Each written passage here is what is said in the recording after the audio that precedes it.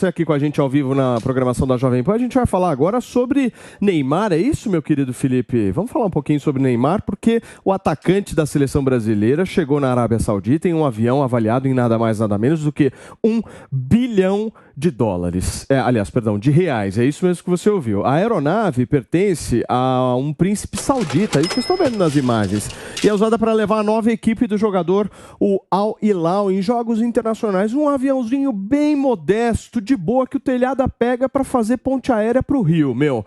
Com a saída do PSG, o Neymar, gente, vai ganhar 160 milhões de euros por 2 anos de contrato, o que dá mais ou menos aí 867 milhões de reais. O jogador vai receber quase R$1,5 milhão de reais por dia, sendo o terceiro mais bem pago do planeta. A transferência rendeu várias críticas a ele, que optou por não seguir jogando na Europa. Na França, um jornalista classificou o jogador como, abre aspas, o maior fracasso da história, fecha aspas. Essa questão envolvendo o fracasso de um jogador de futebol é muito relativo, né? Porque o jornalista está criticando o Neymar pela questão dos títulos. Mas hoje em dia a lógica esportiva, meu querido Coronel Telhada, é baseada em números dentro das 4 linhas ou em aviões como esse? Rapaz, essa pergunta que não quer calar, né? Eu não conheço muito futebol, sou bem claro nisso, mas com relação ao Neymar, eu tenho uma referência muito boa desse rapaz. Eu acho que ele é um grande esportista, é um menino maravilhoso no futebol, tanto que a situação por si já comprova, né? E ontem eu conversava com a minha filha Juliana, e ela falava justamente que o Neymar, com todo esse dinheiro que ele ganha, com tudo que ele tem aí, ele mantém várias situações de apoio, de caridade e tal, que muita gente não comenta. Isso é uma coisa legal, porque se a gente for olhar no mundo real o que está acontecendo hoje e ver um gasto de um avião desse aí, que é uma coisa assim astronômica, o gasto que ele vai falar, que ele vai ganhar, acho que é R$800 mil por dia, é isso? Mais ou menos isso. Mais de um milhão de reais. Quase 30 milhões por mês. É uma coisa assim absurda. Se ele ganhar, Telhada, por partida, então é que nem... que nem gente, o Maninho. Maninho recebe uns bônus. É uma coisa inimaginável pra gente, pra nós simples mortais, né? Então eu acho isso até, no caso, seria até ofensivo, porque a gente vê tanta gente com tanta dificuldade, saúde pública, serviço público, tudo que nós comentamos já aqui hoje, mas já que ele tá nessa situação, eu quero que Deus mais o abençoe, que o ajude, que ele possa ajudar muitas pessoas e que ele seja feliz. Agora, quem está na situação que ele está, com certeza, é muita crítica e muito elogio. Ô, Capês, uma dúvida que eu tenho aqui. Vejam essas imagens maravilhosas. Eu fico imaginando uma rodinha liberal com Mano Ferreira num avião desse. Coitado do Mano. Não tem toda semana. Você, meu querido PP, produz uma conversa tão construtiva num avião desse, com a pauta liberal, que você não faz ideia. O pessoal pula de paraquedas agora, num avião desse. Meu querido Fernando Capês, eu quero entender de você um ponto. O Al Hilal, ele contratou um jogador de futebol ou um influenciador? Olha, com certeza, estava discutindo isso outro dia num jantar. Jogador de futebol é um absurdo, é uma injustiça. O conceito de valor intrínseco desapareceu com a Revolução Industrial. A pessoa não vale pelo que ela é intrinsecamente, o que ela produz, o conhecimento dela. Ela vale pelo que ela consegue movimentar em termos de dinheiro, de marketing, de público. Então, o Neymar, sob o ponto de vista do futebol, ele não é um fracasso, porque ele foi muito bem sucedido no Barcelona, em grandes clubes, mas na seleção brasileira, ele não foi bem sucedido. Ele não teve nenhuma conquista além das Olimpíadas. Mas quando eu vejo isso aqui, de certa forma, eu não deixo de ter uma certa visão crítica do dinheiro, dos petrodólares que a ditadura do reinado saudita desperdiça e as condições em que vivem muitas das pessoas naquele país, alijadas completamente desse luxo. Então é um desperdício enorme de dinheiro. Vamos lembrar também que era um saudita, que era o proprietário do Paris Saint-Germain, que também esbanjou dinheiro nessa contratação fracassada do Neymar, e isso também é de se lamentar, porque é uma ditadura. Eles seguem um regime wahhabista, que é uma interpretação extremada do Alcorão. As mulheres com burcas, somente com olhar, e exploram toda aquela população numa parceria com os Estados Unidos. Último comentário, parceria que está balançada desde que o Joe Biden chamou a Arábia Saudita de um país pária e acusou também o Mohammed bin Salman, que é o príncipe saudita, como diretamente responsável pela morte e esquartejamento do jornalista na Embaixada Saudita. E agora a Arábia Saudita começa a ameaçar agora a vender o petróleo não mais em dólar e aceitar qualquer moeda que pode criar um impacto mundial. Isso que eu queria jogar para vocês. O Neymar está sendo participante aí de uma verdadeira passada de pano num regime autoritário que acho que o planeta inteiro condena, né? É isso. Exato. É o famoso... Por favor. Não, eu queria dizer que, infelizmente, ele aceitou ser uma espécie de bobo da corte num regime de pão e circo de uma ditadura. É esse o papel que ele está se prestando. Em nome de ganhar dinheiro, ele foi ser uma atração, quase como uma atração de circo, num lugar onde se pratica algo que lembra futebol, mas que não é futebol de fato. Então, um jogador do nível do Neymar, que já tem o dinheiro que tem, escolheu deixar o futebol e o esporte de lado, porque ele não vai competir em alto nível jogando lá, em nome de cumprir esse papel pro regime para ganhar dinheiro exclusivamente. Agora, lembrando que não foi só ele, né? Tá lá Cristiano Ronaldo, Benzema, Kanté, tem vários jogadores aí, grandes jogadores brasileiros ou não, que toparam entrar nessa. Mas a grana é violenta, né, Pepe? A grana é violenta e até o nome para isso, né? Sport washing, né? Usar o esporte para lavar, colocar dinheiro para melhorar a imagem desse sistema político completamente autoritário da Arábia Saudita, não é?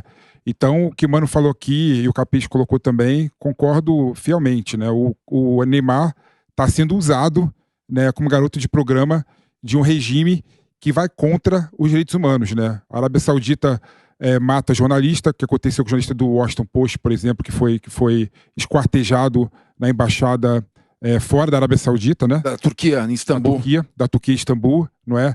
Ele não dá direito para as mulheres, ou seja, é um regime completamente autoritário, e essas pessoas que foram para a Arábia Saudita estão indo com a ideia de passar uma imagem melhor da Arábia Saudita para o mundo, né? Que é uma imagem que está sendo completamente passada de forma real, né? Mostrando esses problemas com direitos humanos. Então, quando a Arábia Saudita, o MBS, no Mohammed bin Salman, põe dinheiro por meio do PIF, né? Que está pagando esses jogadores todos é dinheiro do governo da Arábia Saudita. Está sendo utilizado o Fundo Soberano da Arábia Saudita para pagar essas pessoas, para melhorar a imagem do regime. Agora, em relação ao Neymar, né, o Neymar tem 31 anos apenas. Né? Ele é um baita jogador, é um craque, não é?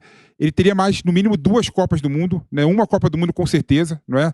Ele teria muito para contribuir para a seleção brasileira e para o futebol mundial. E quando ele aceita esse convite para ir para a Arábia Saudita, ele está, na verdade, desistindo de ser o melhor jogador do mundo, desistindo da ideia de jogar futebol em alto nível mundial, não é? E poder contribuir para o futebol mundial e para o futebol brasileiro. É uma pena. Fala, Leozinho. Deixar uma pergunta aqui. Por favor. Eu concordo aí, né, que o regime da Arábia Saudita é péssimo, é horrível. Vai falar bem. Mas se vale pro Neymar, então o Brasil também deveria de deixar fazer comércio com a Arábia Saudita? Bela pergunta. Esse é o ponto. Eu já ia bela pergunta. E eu quero complementar. Deixar de fazer comércio com a Venezuela ou só vale pro Neymar quando a gente paga a conta? Bela pergunta. A regra é diferente. E eu quero complementar essa questão, Léo, que você trouxe um ponto interessante. Eu estava pensando justamente nisso aqui. Pra mandar o Neymar pagar a conta é fácil. Eu quero ver quando a conta Quando então, na eleição, a Anitta encampou a campanha do presidente Lula, ela foi super criticada. Não porque você é uma cantora, você não entende nada de política, você não tem que dar palpite em política. Nós estamos falando aqui de um atleta e cobrando dele um entendimento político que não tem nada a ver com a atividade dele. Olha, então eu ia falar a pergunta do Léo. Eu quero responder. Eu ia falar outra coisa, Mas você quer responder ou você quer dar uma na cabeça Paulinho, dele? Não, eu quero responder. Paulinho, eu queria aproveitar o gancho do Diego aqui e falar justamente o seguinte, com respeito a todos os comentários aqui, é mais ou menos o que acontece com a Lei Rouanet também. O governo, ele usa a Lei Rouanet com o maior respeito. Paulinho, Pepe, não, eu concordo com o que você falou. Calma aí, Pepe. Entenda uma coisa, olha, a Lei Rouanet é usada da mesma maneira. Quando você contrata artistas amigos do governo, para falar bem do governo, é feita da mesma maneira. Então nós estamos falando da Arábia Saudita, concordo com todos os colegas aqui, mas a Lei Rouanet é feita a mesma coisa. Olha, eu não critiquei a opção do Neymar. Ele é livre, nós vemos no regime capitalista, ele quer ganhar dinheiro, ele tem todo o direito de... Eu critiquei o regime saudita, a interpretação wahhabista radical do Alcorão. Agora, com relação à política externa, eu acho que não só o Brasil, os Estados Unidos, por exemplo, critica o Irã, que tem uma interpretação do Alcorão bem menos radical do que a Arábia Saudita. Os Estados Unidos invadiu e destruiu a Líbia completamente sob o argumento da Primavera Árabe de que iria redemocratizar o país. E é mentira. Ele fez isso porque o Muammar Gaddafi tinha 142 bilhões em ouro e ia trocar o lastro da moeda africana do dólar para o dinar lastreado em ouro. Então, a política externa ela é definida a partir de outros interesses. Na minha opinião, o Brasil tem que se relacionar economicamente dentro dos seus interesses. Tanto que a China é o nosso maior parceiro comercial, a Arábia Saudita é um parceiro comercial importante, e a Venezuela ela poderá fazer uma parceria com relação ao óleo, ao petróleo, que nós podemos discutir essa questão também. Porque o Brasil, não sei se cabe aqui, Paulinho, eu posso falar, por favor, mas o Brasil, ele produz apenas 80% do óleo necessário, óleo refinado, óleo que ele produz e refina dentro da sua capacidade. Ele precisa importar 20% de óleo diesel, porque ele não consegue refinar o óleo para produzir óleo diesel suficiente para lastrear todo o transporte terrestre. Ele poderá, eventualmente, já existem entendimentos com a Venezuela em que países levarão óleo cru da Venezuela para ser refinado na Rússia. Olha, 2 países de regime que não é um regime necessariamente capitalista, são regimes autoritários, para trazer de volta para o nosso reabastecimento. Então, o relacionamento econômico em termos de política externa deve atender os interesses do Brasil, do país. Agora, com relação à Arábia Saudita, é isso que o PP falou, Felipe Monteiro falou. Eles usam esses jogadores para fazer, como é que chama, um sport wash, que é exatamente, ou seja, é a técnica do Império Romano influenciador. De pão e circo. Só que lá contratou influenciador. Não tem pão para todo mundo. Sim. Circo tem, mas não tem pão para todo mundo. E mesmo em Dubai, que é esse paraíso que você vê, é preciso pesquisar como estão vivendo as pessoas miseráveis na periferia de Dubai. Tem um regime terrível, o regime da Arábia Saudita. Mas nós não estamos dizendo que o Neymar não tem direito de ir lá ganhar dinheiro. Não, e outros foram, né? Por exemplo, o Cristiano Ronaldo está ganhando mais do que ele, inclusive, lá na Arábia Saudita. Agora, é uma escolha profissional que ele fez. Agora, o Neymar era maior do que isso. Esse é o meu ponto. Eu também acho. Eu acho que ele era muito maior do que isso. Ele é porque eu acho que ele ficou, maninho, numa situação, numa sinuca de bico aí, construída ali dentro do PSG, quando ele foi lá e renovou o contrato. Deu uma treta com o Mbappé, lembram desse caso? O Mbappé não gostava, até falou publicamente que não tinha espaço para os dois jogarem ali juntos. Ele ficou mais ou menos escanteado, não teve um desempenho legal, muitas lesões. E aí ele se viu na seguinte situação: ou eu saio e vou para a Arábia Saudita, ou vou ter que voltar para o Brasil. E ele optou pela grana. Ele olhou e falou, vou ganhar mais dinheiro ali, só que, volto a insistir, ele tem todo o direito de fazer a escolha dele. Mas eu acho muito pouco para um cara assim. Esse também é meu ponto. Ele tem todo o direito. Ganhando o melhor do mundo. Ele é dono da própria vida, dono da própria carreira, tem todo o direito de fazer a escolha que bem entender. Agora, nós como torcedores que admiramos futebol e como brasileiros que gostaríamos de vê-lo brilhar, também temos direito de dizer que, diante das escolhas disponíveis que ele tinha, eu passo a admirá-lo menos como atleta, porque ele fez uma escolha que não foi guiada pela escolha esportiva, que é o que se espera de um atleta.